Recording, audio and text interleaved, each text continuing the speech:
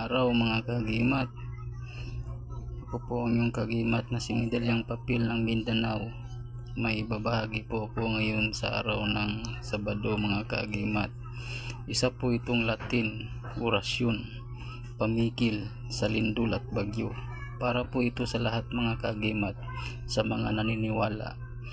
Gumagana po ito mga kagimat, lalong lalo na sa may mga mabuting kalooban.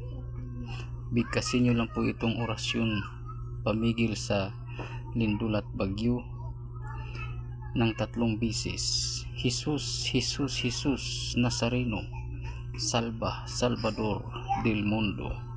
Jesus, Jesus, Jesus Nazareno, Salva, Salvador del Mundo.